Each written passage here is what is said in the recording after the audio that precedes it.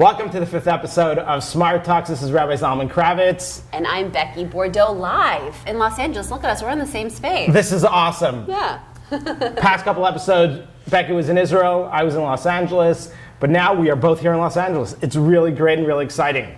So let's go straight into it. So last week we talked about verbal listening. Today we're talking about listening to the heart and listening to your mind. So what is intuitive understanding? In Hebrew, we call it bevinat halev, listening to your heart.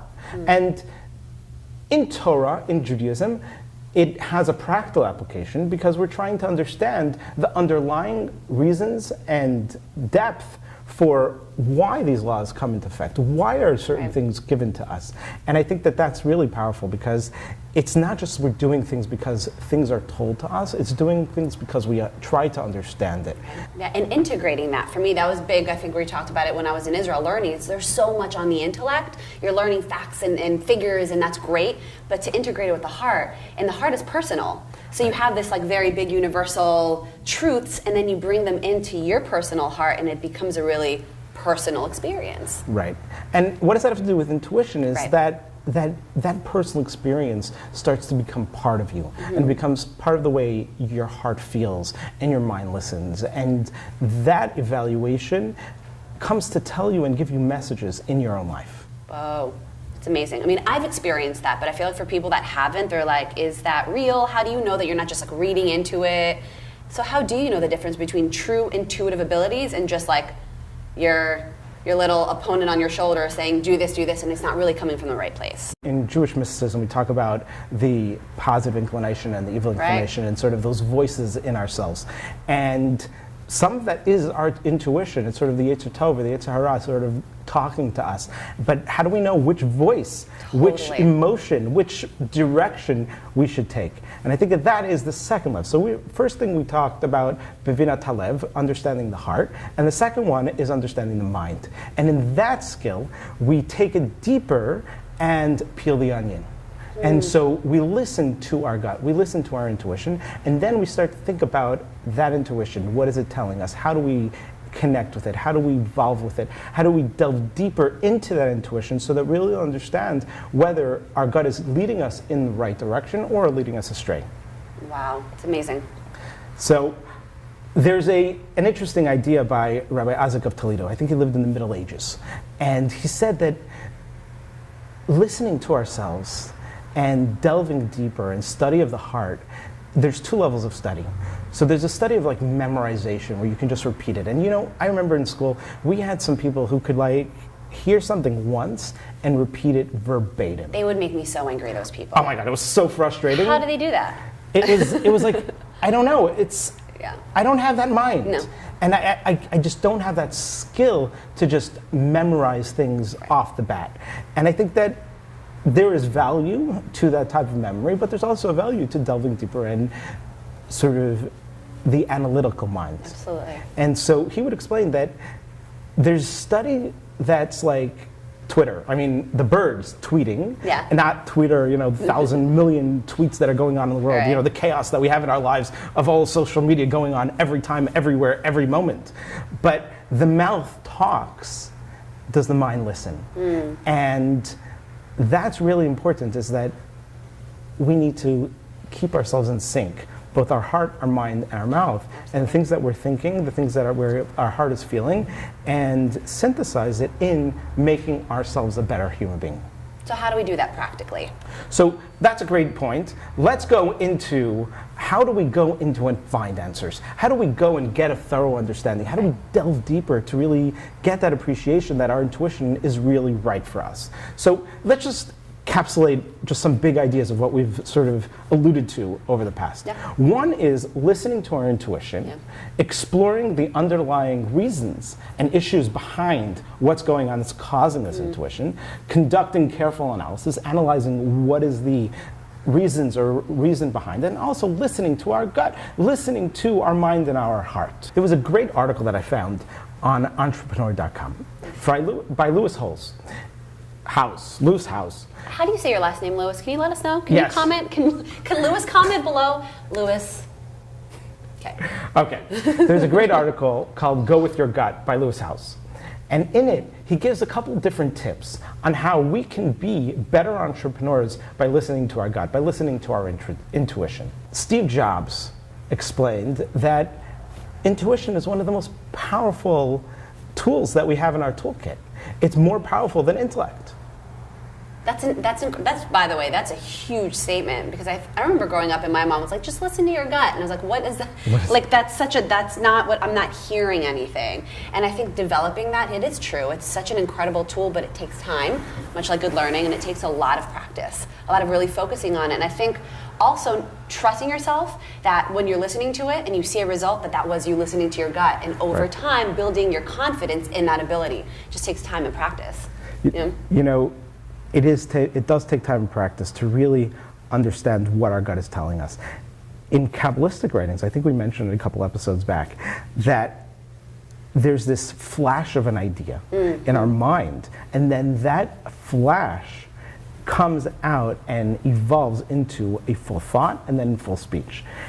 And I think that maybe we could say that this gut is different than what Steve Jobs was saying. This idea of intuition is more than what Steve Jobs was saying, that it's just intellect and intuition, but it's really the beginning of your intellect is that intuition. Yeah, that's a really deep thought. I was just reading that actually in the Ramchal's writing about desire and how that starts. God, that whole flash is totally what I felt when I decided that I was going to go to Israel and pursue my study and my journey to deepen my own Jewish identity and learning. And that came to me in a flash, almost like I thought it to me, but at the same time I know it's not really completely my thought because I'd never thought it before, right? And then suddenly it just became a part of me. And that experience, I knew in that moment, because I'd also had that experience before where I was like, this thought is coming in and now I'm going to go with it. That idea of go to Israel, you should probably learn a little bit more and this will help you to finish your documentary. That totally led me in a completely different direction, and everything, all the signs and all the support I got supported that, and that's how I knew that it was the right vision. Right, that's amazing. And I think that sometimes we have our gut telling us we need to jump and do something, and sometimes we need to just go over the boundaries and just jump over any obstacles and really just not look at the challenges, but really say, okay, I'm going to take the leap of faith.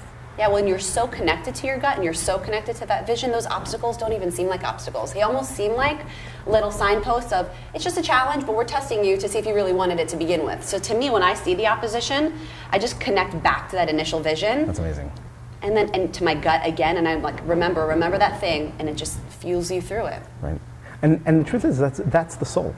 Nice. And when it's done in the right way and it's channeled within the positive spiritual experience, that's our soul talking to us. It's amazing.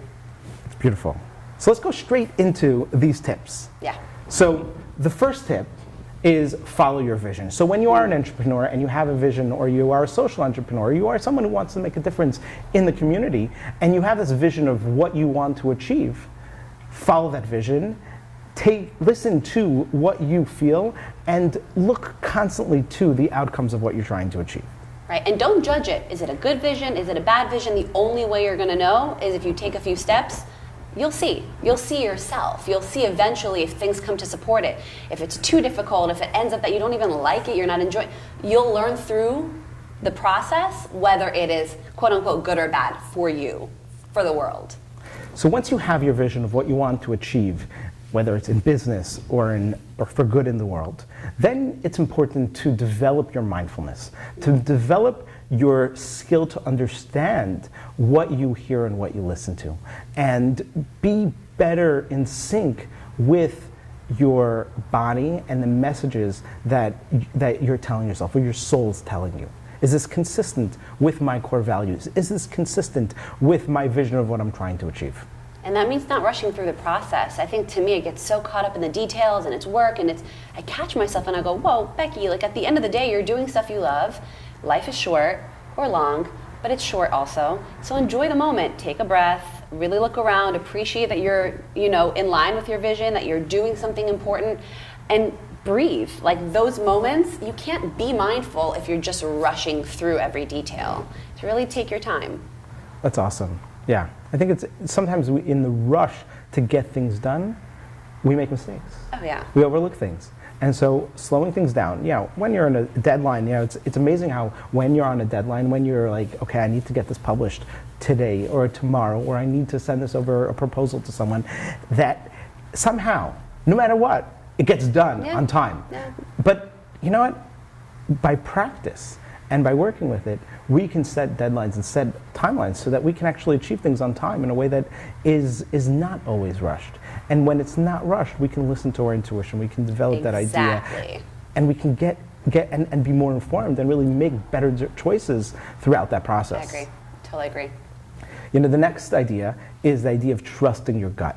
That some people, you ask them, okay, how did you achieve such greatness in business? How did you, and how did you know that this business deal would be successful? Or even how did you know that you would be able to achieve this impact on the community? And a lot of times they'll tell us that it's really their gut. They felt this vision and they felt this passion and this felt like, oh, I can do that. Yeah. And that know-how and that gut of okay, I'm gonna do it, is really the trust that we give ourselves to achieve. Yeah, and even if you don't know if you can do it, I didn't know if I can do a lot of the stuff that I was just well, what's the worst that's gonna happen? And I think that's also a mentality that you can take on, what is failure really? We define our relationship to failure. So if you try something and it turns out, you know what? I didn't like it, it wasn't rewarding, or it didn't really work for me, and I wasn't good at it, so you can pivot, but at least you tried. Right. Effort is the most important thing. Yeah. There's a saying in the Talmud that says that, or in Jewish mysticism, that explains that God tells to us, open to us like the eye of a needle, and I will open for you like the entrance to the temple. And so that little effort, or whatever effort it is, do your best, and the rest will come into play. It is so real. That is such a real experience. And some of these sayings are really, they're wonderful words, and they're big, and when you hear them, they sound nice, but they resonate when you do take that action. Tiny little opening is all it takes, and it really is incredible the kind of support that floods in. Right, and just start. Be that person who just jumps into the water. Make that step. And I think that ties in. Making that step is really important, because we need to pay attention to our dreams and really, is this really true with what our values are, what we're trying to achieve? Is it consistent with who I am? And if it's not, then maybe you need to learn something, you need to explore something, you need to pivot something, you need to explore other ways to express that vision and that feeling in a way that's more productive for you. Yeah, totally. The last step, the last tool that we need to think about is the idea that sometimes our body and ourselves, it tells us things in ways that we may not be able to articulate. So we talked about how the mind, that sort of flash in our mind, but that plays out into how we feel in certain situations. So if we find ourselves, it's hard to breathe, or we find ourselves getting goosebumps, or we have butterflies in our stomach, that's our intuition. That's something telling us that even if I cannot articulate that there's something wrong here, or there's something great here, that I need to listen to that. I need to give a moment, take a step back, remove myself, even if it's okay, I need to get a drink of water, I need to get a coffee, I need to take a walk around the block, that we need to listen to those feelings, okay, is this intuition really guiding me in the right direction? And by taking a step back and really giving ourselves the time to evolve that thought or that intuition into something that you can articulate, that's really powerful. That's really cool. I use that a lot when I work with people in the industry too, because entertainment is such a special industry at times. And so I close my eyes and I'm just how do I feel around this person? How does my body react? And I think you'll recognize with your friends that you're at peace with them, or people that you work with that you're I really gravitate towards that one person because I feel good when I'm around them. I feel like I'm understood. I feel calm. There's other people who are the opposite. They make me nervous or agitated or something. So just learning to connect to how you feel in specific situations with specific people and doing specific activities will help you to kind of tune in to how you're showing up, and whether it's in alignment with what you need and your values and who you are. It again goes back to that mind-body connection, and it guides you. And I think is that connected to your gut? Absolutely. So we hope that you'll take these ideas and these skills and apply it in your lives. And we're looking forward to hearing about your successes and how you actually apply these ideas in your own life. So please, give us feedback, let us know. And Becky, do you have any closing words, any thoughts that you want to share? And share with us any moments of intuition that have guided you to success, because those are cool and I'd love to hear them. And I'm sure Rabbi Zalman would too. Absolutely. So we'll keep the links to the different articles and books in the notes. Come look us up at SMARTalks.com and on social media. And please engage with us in conversation. Totally. Send messages. We're here. We're lonely. Bye-bye. Bye, guys.